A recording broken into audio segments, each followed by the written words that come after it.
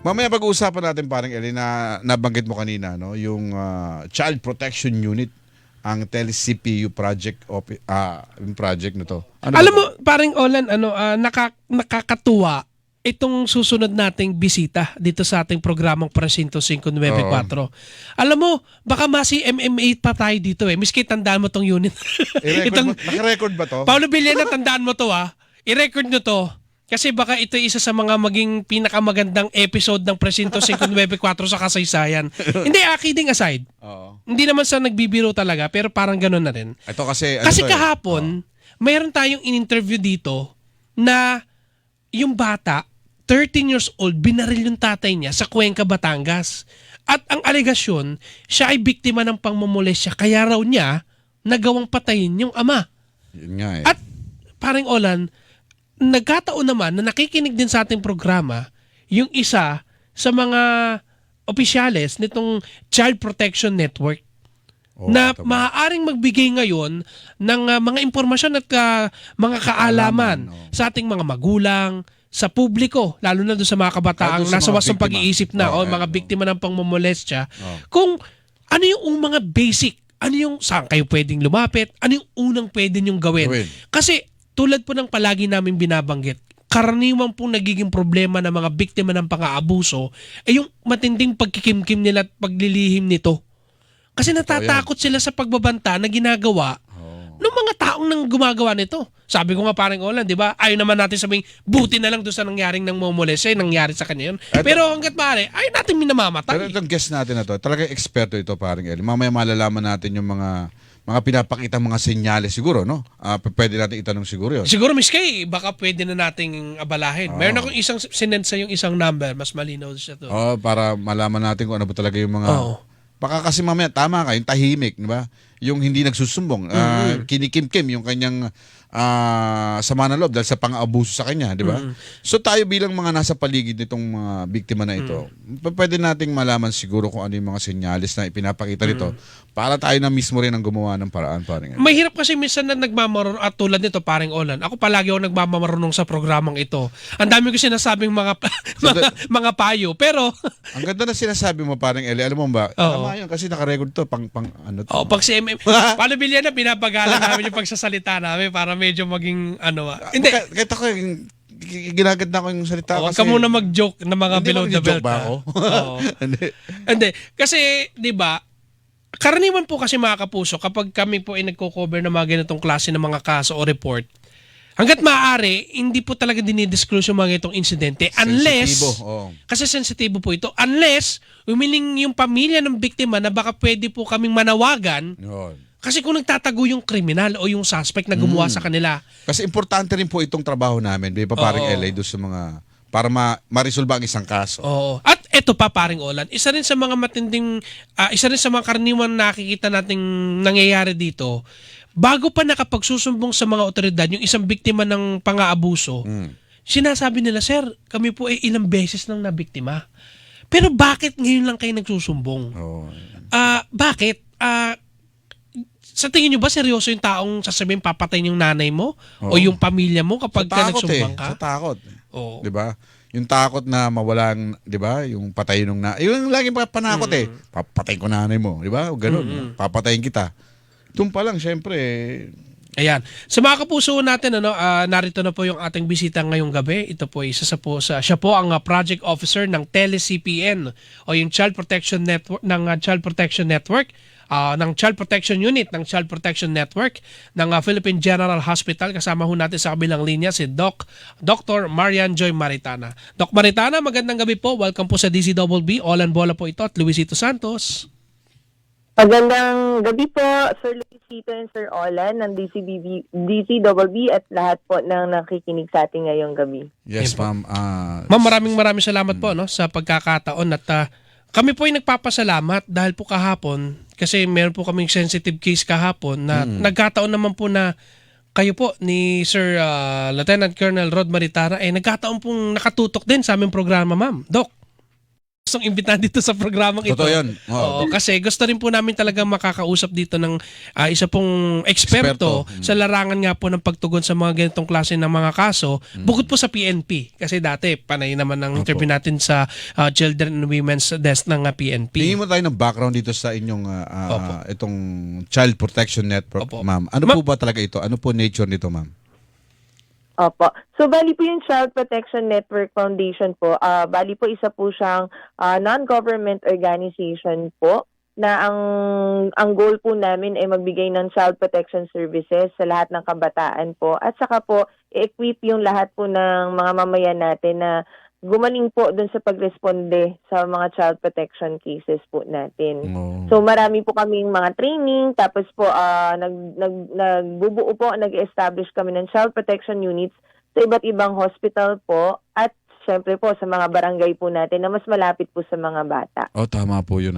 So, gaano, ma'am, kalawak itong Child Protection Network po na ito, ma'am? Gaano kalaki po ito? Bali po yung Child Protection Network po, marami pong Child Protection Unit na po ito. Na nakikita natin na located po ito sa 64 na probinsya sa all over the Philippines po and 10 cities po, no. So meron na po tayong 138 Women and Child Protection Units and BAUSIDES. So kahit saan po mula Batanes hanggang Mindanao po, makikita po 'yan yung WCPUs po. Okay. Doc, ano pong pagkakaiba po ng pagtugon po ng Child Protection Network sa WPC o yung Women and Children's Desk Tsaka sa ng PNP?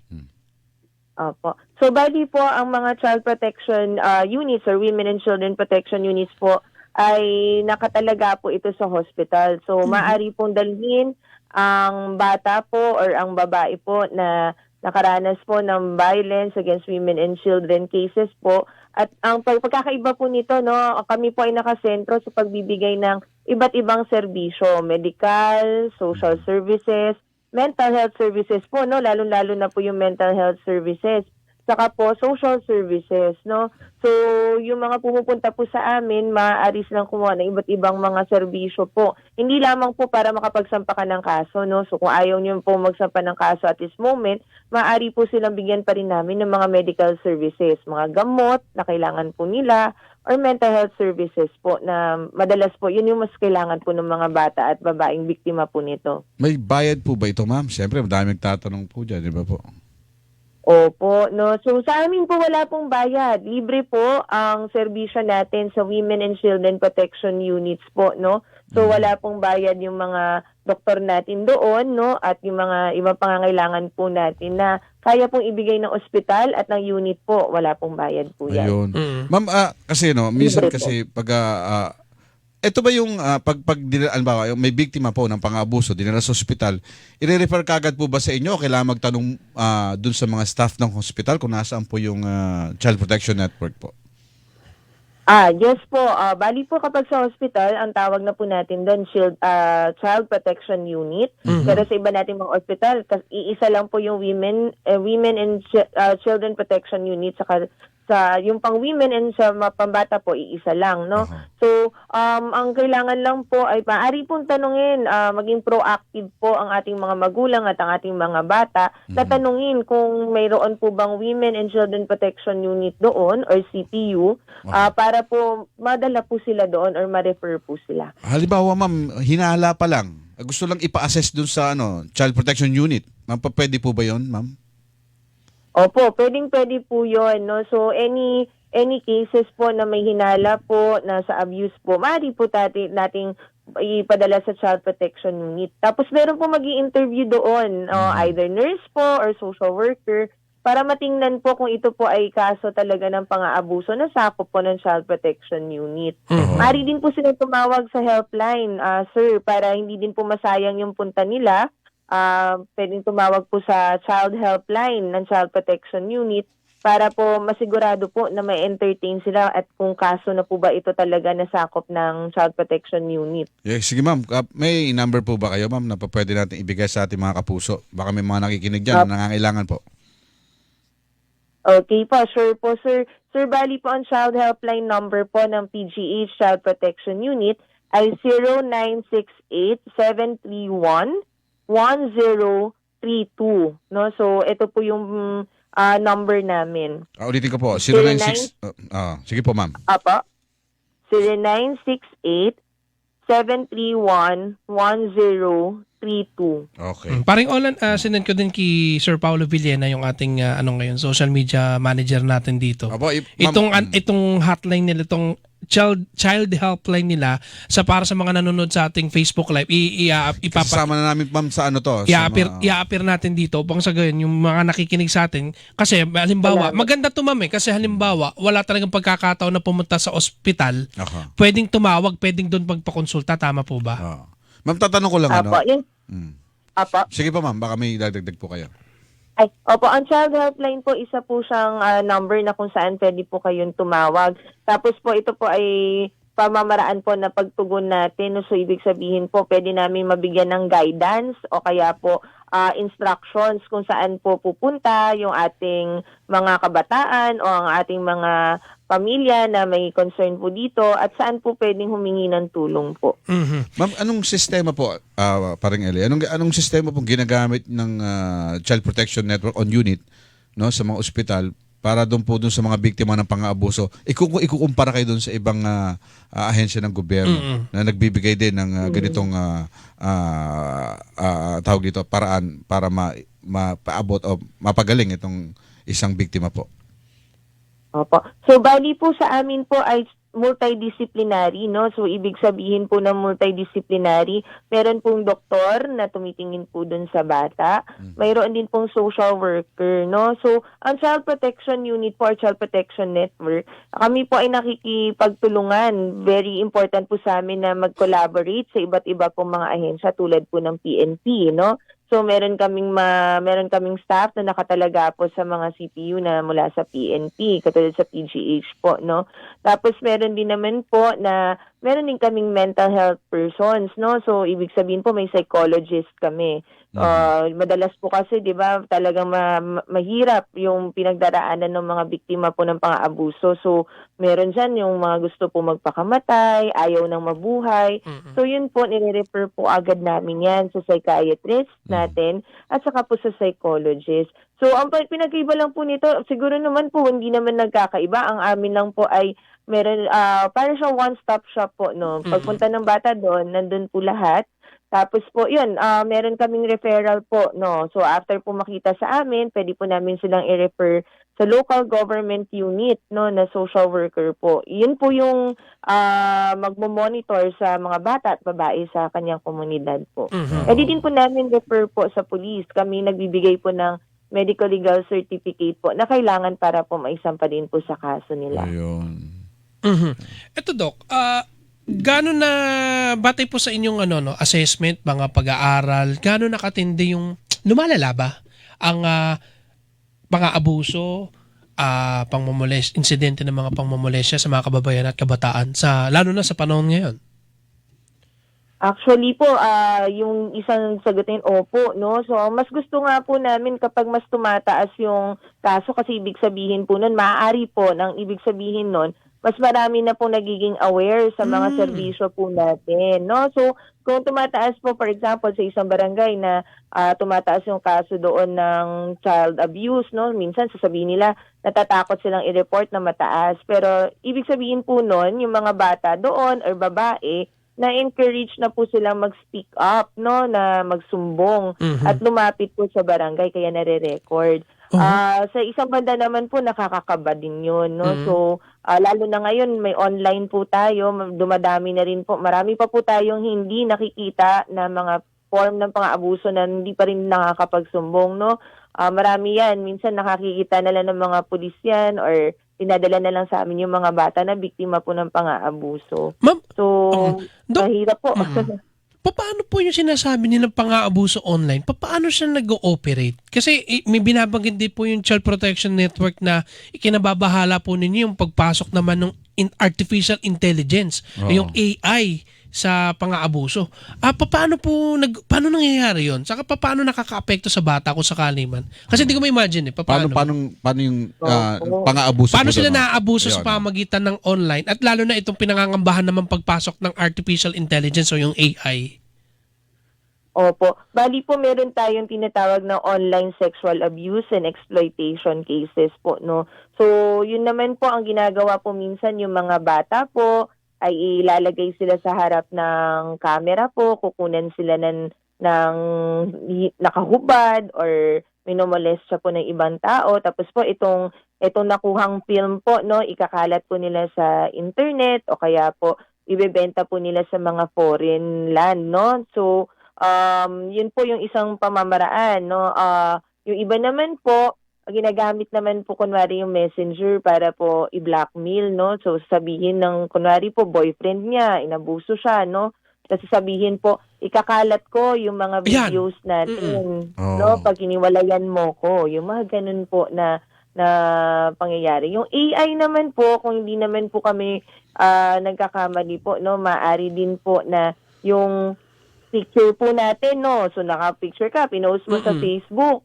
Ang ginagawa po ng iba, tatanggalin po yung ulo, ilalagay dun sa nakahubad naman na katawan, no? So, yun po yung medyo mahirap dun ngayon na kaya na nating i-edit po lahat, no? Tapos kakalat po, akala mo katawan mo yun, pero hindi naman. Ayun. Oo. Mm. Ito ma'am, syempre, ayan, saan po ba kayo dito sa, alimbawa, kung kami po ay nandito sa Metro Manila, saan po kaming pinakamalapit na tanggapan ninyo na maaari kaming dumulog? Opo. Bali po, ang aming NGO po or yung Child Protection Network, malapit po siya dun sa Philippine General Hospital po. Sa mismong Philippine General Hospital po, meron din kaming Child Protection Unit. Diyan po sa PCMC. So kung Quezon City po, sa Philippine Children's Medical Center, meron din po riyan na Child Protection Unit. So, ang CPN naman po, ang aming area naman po, yung foundation po namin, yung kabuuan ay makikita naman po, no, sa Malate, Manila. Doon po sa Maria Guerrero Street, Malate, Manila po. So, alimbawa ma'am, kahapon, di ba, napakinggan niyo po yung interview namin dito sa Cuenca Municipal Station. Mayroon pong isang 13 years old, binaril yung tatay kasi ang aligasyon, siya daw ay minomolestya, kaya nagawa niya yun sa kanyang ama. Kung sa panig po ng Child Protection Network, ano po yung nakikita nyong dapat na ginawa? Bata man o nung tatay upang hindi siguro sa panig nung bata kasi yung tatay hindi naman magsusumbong yan kasi siya nga, kung aligasyon siya yung suspect, wala namang suspect na nagsumbong sa sarili.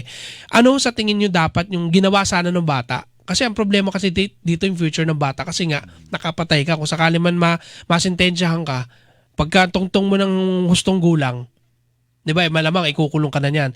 Ano ma'am dapat yung ginawa nito? O kung may Para dun sa magulang mga man ito, nakikinig kung may nanay man ito, ano sana yung ginawa ninyo para hindi na sana nangyari yung mismong yung biktima pa yung gumawa ng karumal-dumal na krimen sa kanyang ama? Opo, napakasensitibong topic po talaga niyan nung balita kahapon. Kahit ako din medyo na ano din po ako dun sa bata, no.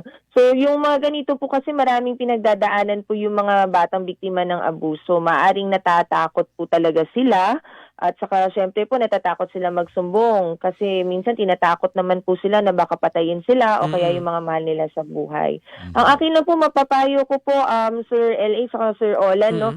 So kung madalas po maganda po kamustahin ng mga magulang, ng mga teacher, no. Teacher po, isa din maganda yun na katulong natin. Kamustahin po ng mga nasa bahay ang mga bata araw-araw, no? So, hindi kasi natin ma-expect po na mag-share yung mga bata basta-basta po sa atin. Kamustahin lang po, kamusta ka ngayong araw, no? At kung may napansin pong pagbabago dun sa bata na parang natatakot, ayaw niya nang lumapit sa tatay, maaari po itong tanungin anong dahilan, no? Huwag kang matakot na mag-share sa akin. Ako po ay mag-provide po tayo ng safe environment dun sa bata na hanggang sa makabuo po siya ng kanyang courage, no? Maging matapang po siya na ibahagi sa mga taong nandoon yung mga pangyayari po tungkol sa kanya. Yes, ma'am. So, Ito. yun po. Wow. Opo. Sorry. Sige po.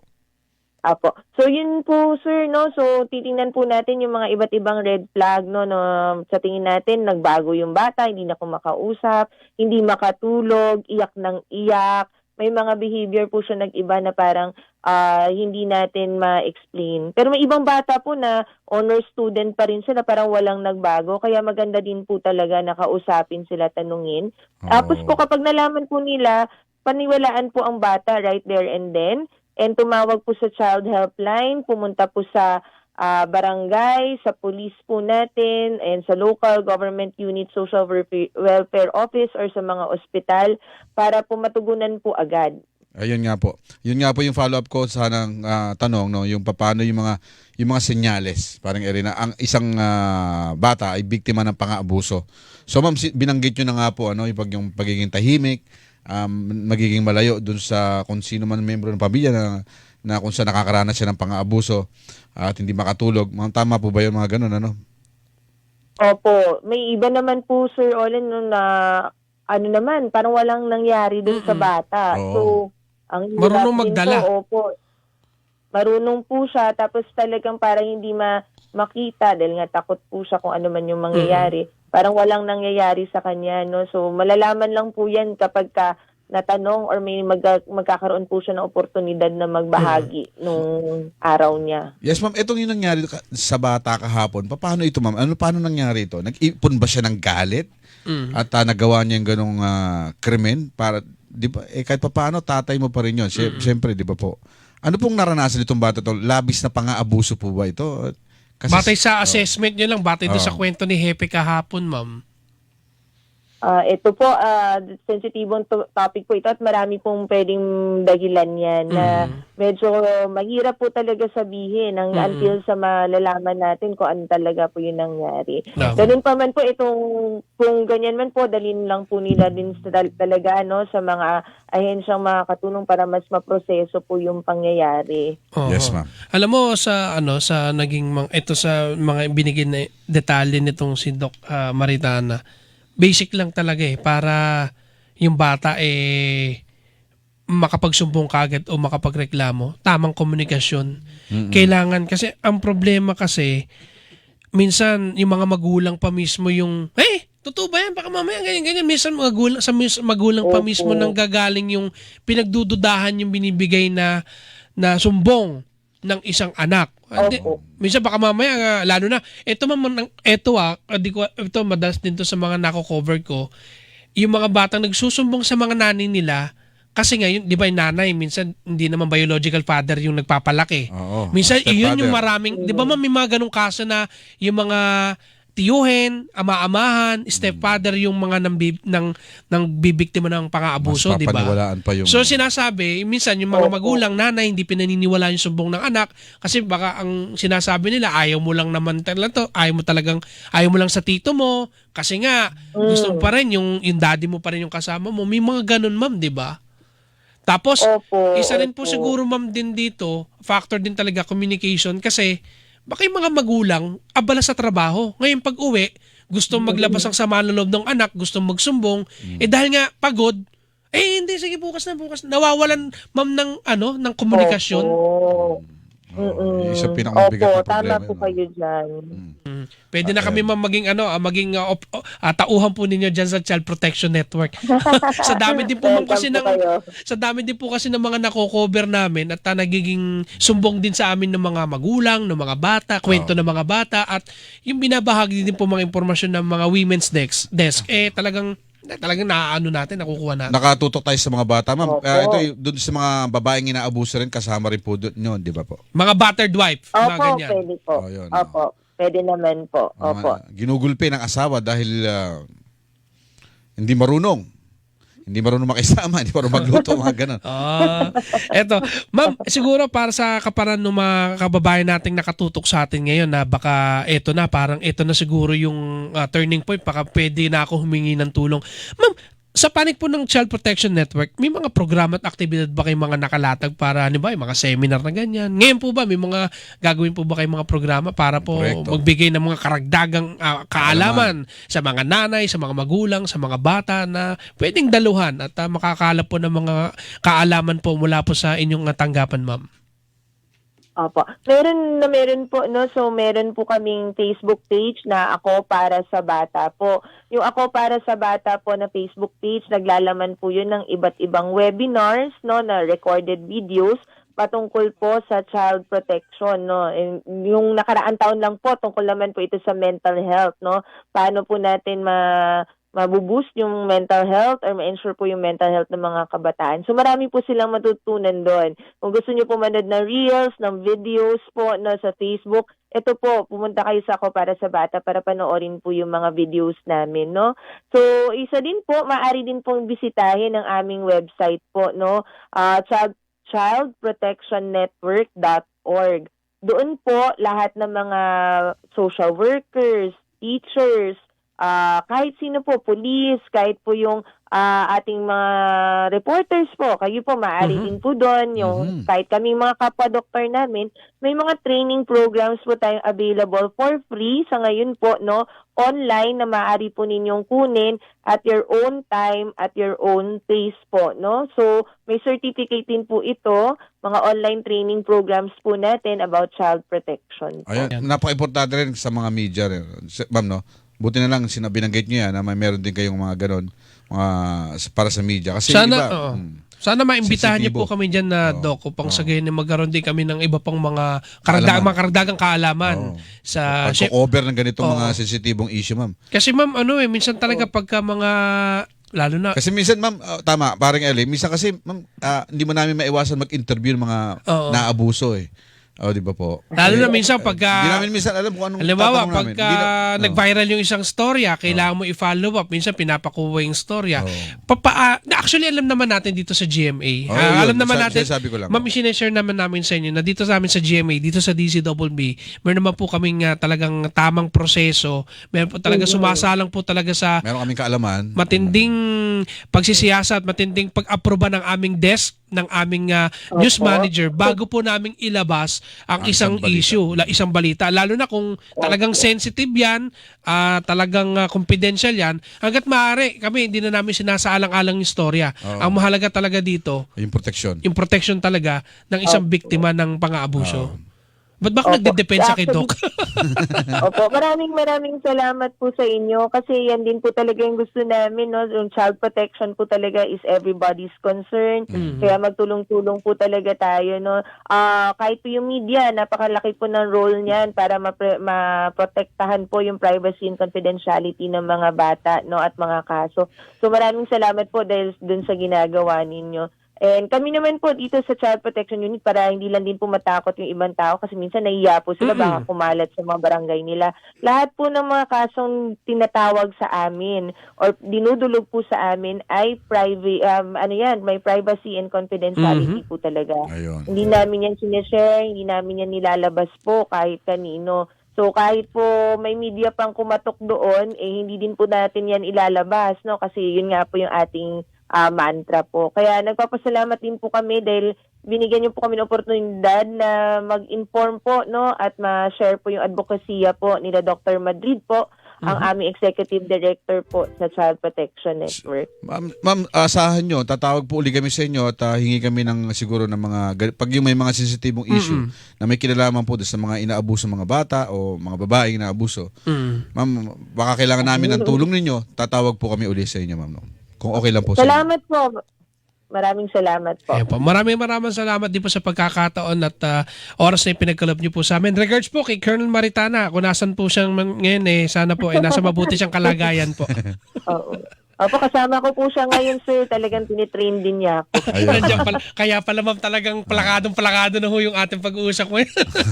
Kami po yung nape-pressure din na maging maayos po sa pagtatanong po ninyo. Apo. Ako po yung laking takot ko po dyan kay Maritana. Sana po ma'am, natanong namin lahat ng dapat itanong at naging maayos po kami dahil pang award. Ano ba ito? Oo. Sige po. Doc, maraming salamat po. Mabuhay po kayo. Mabuhay po ang Child Protection Network. Okay po. Ingat po kayo lahat po. Maraming salamat po.